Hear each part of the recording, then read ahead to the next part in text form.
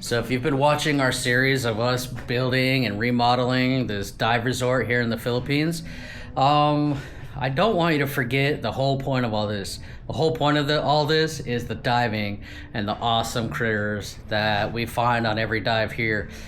So that being said, there's not going to be a lot of talking. Well, maybe there's going to be some voiceover, but we're just going to get straight into the water and do one epic night dive. I got the Dive Right twin sets put together, so I got 2 cylinders.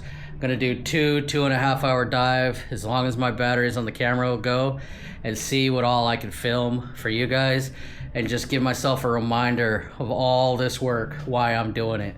All right, so we're gonna wait a little bit longer. It's almost 8, and then we'll get in the water. Normally we go at 6:30, but we want to see if more critters come up at later times. And night dives here, we're going right here on the house reef.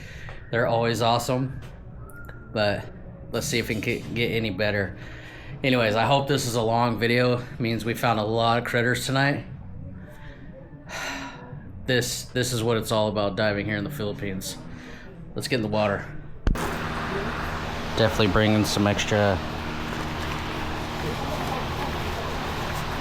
lights. They don't last very long on a 3-hour dive. Got another one. Let's hope those video lights last for a while. Got the twins ready.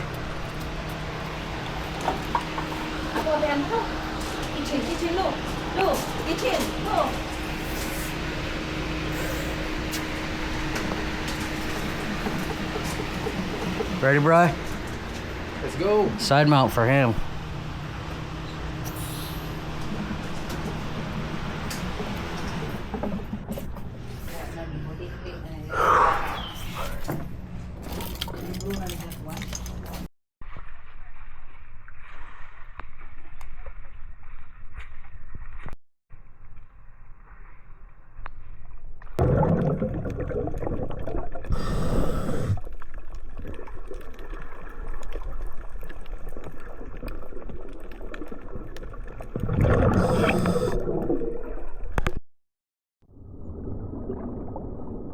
During day dives, you also see plenty of hermit crab species, but at night, the ocean floor seems to come alive with them. They all sport different types of shells as homes, and often enough, they'll even be seen fighting over bigger, more prime real estate. Although these hermits are very common, they make for the perfect cooperative subject to dial in the camera settings and lights here at the beginning of the dive. Just hold steady, little buddy.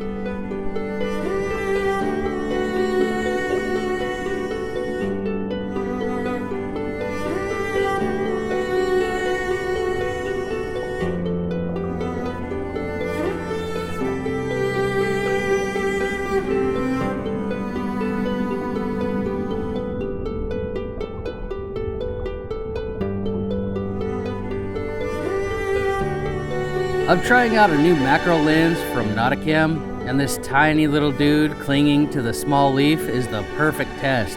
I actually could barely see him with the naked eye, but in the camera he came out quite clear, and I could see his little den he made out of sand and other particles of stuff. Try to imagine this guy's macro universe. If he lives on this tiny leaf his whole life, a leaf that is only maybe an inch tall itself, he probably has no idea what is happening in the rest of the world. Heck, even a few feet away could be a whole other macro ecosystem, and he would be blissfully unaware.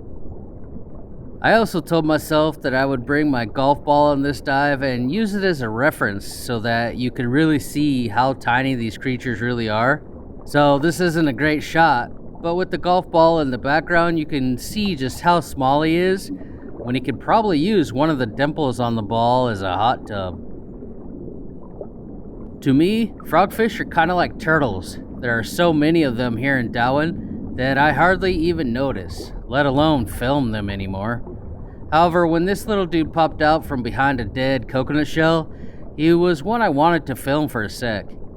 You see, I get pretty excited when I can see or film new species or behaviors that I have yet to capture, or even common species in new color varieties, And this frogfish is a semi-rare Randall's frogfish, which I hardly ever see, and an odd light brown that I've not really seen on any frogfish before. That is why these dives are like treasure hunts, with never-ending Easter eggs to be found. Besides, with critters like this, even if you have seen them 100 times, it would be hard to pass them up and not share them with the world. I just have to keep reminding myself that something that I've seen maybe 1,000 times might be someone else's first that they might want to see.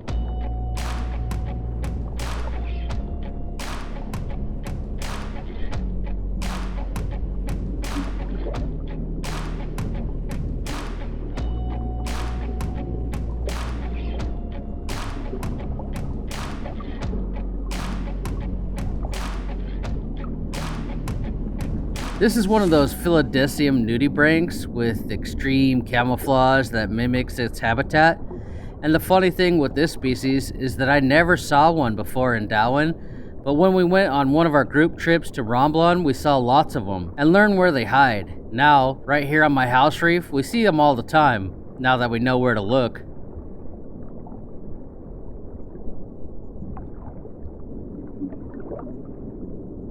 We ran into this super common cuttlefish tonight, but I think the real story here is the plankton.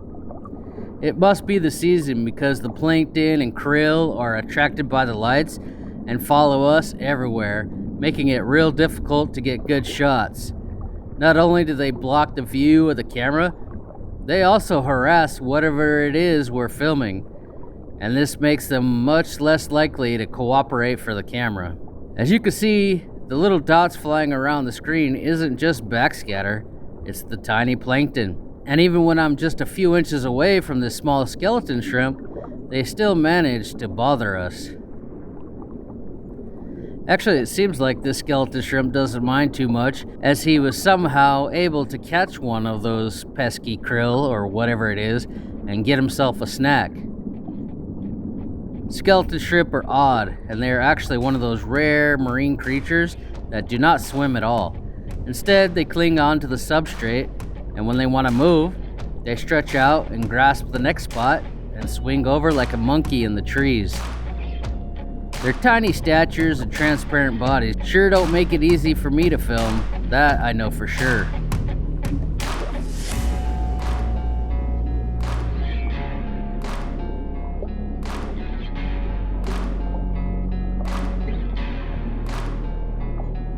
Yes, that is what you think it is. It's a mother skeleton shrimp with a lot of little babies clinging to her body for protection.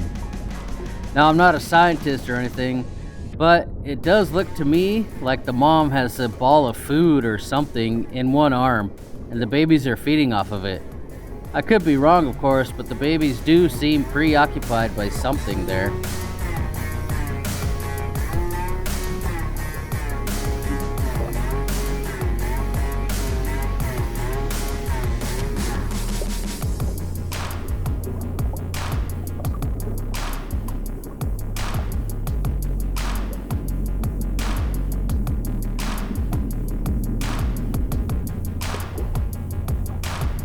You're really gonna have to play Where's Waldo to find this critter.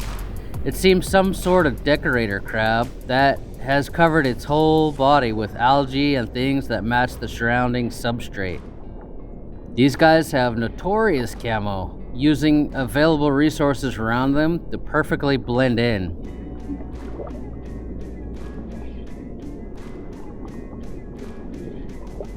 On this particular night, I ran into a dozen flatworms in a few different varieties and colors, and they are always fascinating to watch. Flatworms, close relatives to the beloved nudibranch, are a strange and diverse bunch, but one thing they have in common is their hate to be messed with by the plankton around my lights. So I really can't linger long and film them tonight. Here's another example of krill harassment crimes. This nudibranch was getting absolutely pummeled, so I just let him go back into the darkness and loneliness. It's really not a hard decision though, when there's so many other things around that I could film. I was having the same problem with this little nudie. It was about the same size as a grain of rice, if you ate the rice in half. Even he was no match for the blizzard of krill and ran for the hills. A lot of nudies, such as this guy's, don't have eyes, but it's still pretty annoying to them when they are constantly getting dive bombed by mindless plankton kamikazes. All they know is that one minute they are chilling alone in the ocean, and the next minute they're in a swarm of bees. Well, if bees were underwater. You know what I mean. One thing I love about crustaceans is that there's so many varieties of them. And I don't mean just species, but lots of color variations and patterns and textures of each species as well. Now, I'm too lazy to stand up and go get my identification book and find the scientific Latin name of this dude, but luckily you probably don't care anyway. He's not particularly small, like some of the creatures I show you. He's maybe the size of a dime, but he did stop me in my tracks and get me to turn on my lights, just because he's so darn cute. You purists can go ahead and let me know in the comments his real name, but until then, I'm gonna call him Kirby. So that handsome fella is me. Nice to meet you.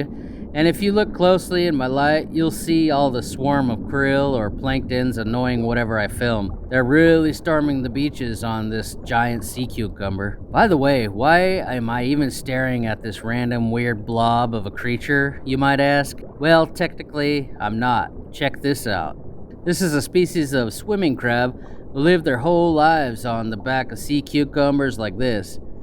Bear with me and deal with all these crazy krill in the shots while I attempt to show you how weird and unique this guy is. I find it fascinating, and not just a little funny, that these dudes live their whole lives riding on top of sea cucumbers, getting a free tour of the ocean floor as the sea cucumber wanders the seas. You can see their tiny claws grasping the skin of the cucumber, even pulling it up like a blanket so that they can be better concealed. Not only do they get a giant bodyguard, free rent, and a never-ending pony ride, he's even got matching clothes. These guys don't seem to mind the annoying krill swarming the area like locusts in biblical proportions. In fact, it seems that I brought them a buffet of tasty treats when I brought the lights. All they have to do is hang on to their pony with their sidearms and catch their prey with the claws, kind of like breakfast in bed, if breakfast was at 8 p.m. By the way, the last thing in the world that this sea cucumber is concerned about is whether I get a quality shot or not, obviously. Otherwise, he would make it easier for me and just stop moving. These dudes are in constant motion, slithering around the ocean floor like a slinky made out of jello, filter feeding as he goes.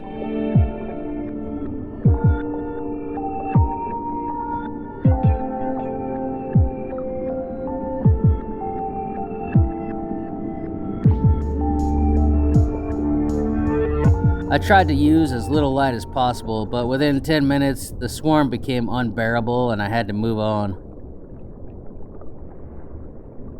I've never seen such a furry crab, so I quickly turned the lights on when I saw him. But as soon as I did, the weirdo ran towards me, as if he thought my lights were the gates of heaven. I tried moving backwards while filming, but he just kept running at me. I gave up trying to escape the fanatic crab. He must have been a big fan of the channel, and I started to eyeball this tiny frogfish. He was a fan too, of course, but he was more in a state of shock to see me. Ever since we cleared a ton of rocks and made the wall underwater, I've been running into a ton of these bumblebee shrimp, which made it their home, which I'd never seen before. I've been searching for them for years, and now there are a bunch right here on the front of the resort. Our house reef also has the biggest concentration of sea turtles in all of Dauin because of this big field of grass we have between the reef and the beach. And among all that grass is tons of macro life, such as lots and lots of hairy shrimp like this guy.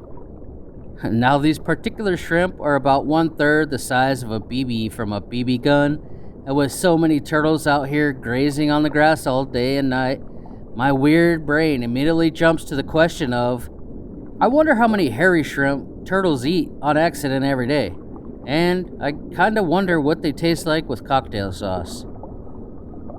Harrys aren't the only shrimp in town, of course.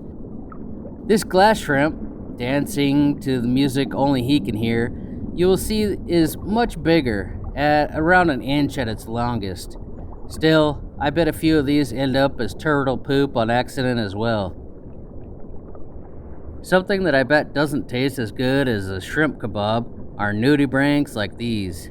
Although I'm not willing to test that theory, nudibranchs actually sport a variety of bright colors to announce to potential predators that they are not only untasty, but possibly even toxic. It's an interesting trait of the animal kingdom where every prey-sized critter is either doing its best to hide or to fight off predators. They are either masters of camouflage or they are poisonous to eat. Either way, it seems everyone out here is just doing their best not to get eaten by the neighbors. Dauin is kind of famous for cephalopods because there are just so many of them here. Actually, during cephalopod season of October, November, and maybe December, we will see many octopuses in a single dive. My record was 35 octopuses and 7 cuttlefish in a single dive last year. But even on the off season, we could still find them, and a lot of separate species too. It is hard to identify some of them, but I believe this one would be a long arm, which we do see quite a bit on the house reef. We see them during the day too, but I seem to find more at night, which leaves me to wonder, where do all the pusses go during the day? Ooh, so that was a crazy dive. Lots and lots of critters as usual. It's always good here in Dauin, but nights are even crazier. There's so much. It feels like as an underwater photographer, videographer, everything just goes right at night. You see a lot more stuff. You see critters that you don't see in the day, like nocturnal ones. And then also the lighting is better because it's nothing interfering, just your light. I love night dives. There's so many, it's just amazing. I have over 1,000 dives just here in Dauin, and every single dive I see stuff I've never seen before, stuff I've never filmed. I mean, you guys just saw all that footage. That is just from one dive. You know, that's not everything I saw. There's so much shaky footage I couldn't use. It's just a treasure hunt, an Easter egg hunt every single day. That's why we do it. So by the time you're watching this, it's coming out tomorrow. We're gonna be open before the next video, so somewhere around the 15th. We'll be open. Of course, we already have divers and stuff now, but the bar, it's almost finished. I'll do an update tomorrow. Everything's almost finished. Just so many things had to get done. If you guys want to come after the 15th, have a drink, hang out, do some diving, whatever, just come on down. Pretty soon I'll have my street signs on the street again, on the highway. Easy to find. We're fully booked on the 15th to the 25th. All the rooms are full, but and courses too. All our instructors are full. But if you want to do fun dives or just hang out at the bar, come on down anytime. We're on Google Maps, Critter Republic, of course. If you want to do some of our group trips, we're expanding that. We're always doing those. We have Maldives in December. We actually have 2 in December. We have a pre-trip. So we're doing tiger shark dive, whatever, for 2 days. That's like a land-based resort dive trip. And then it ends on the 5th of December, and we get on our liveaboard on the 5th and do Central Maldives, Best of Maldives liveaboard trip. And then we have Palau. In 2026, we have Palau, Thailand, Romblon again in May. And we're working on Ambon and Komodo and some other stuff. So if you guys want to come on some of our trips, hit us up. If you want to come diving with us, book 2026 here at my new resort. You got to get in. We got a lot of bookings already. It's getting filled up. Book your trips now. Come diving with me, with my instructors, my dive crew. Let us share this passion with you, man. we have DSDs, try dives today, and they're just their first dives. They're addicted. So it's part of my passion is showing you guys the other 71% of the world. So anyways, hope you enjoyed these night dives. See you soon on the next video.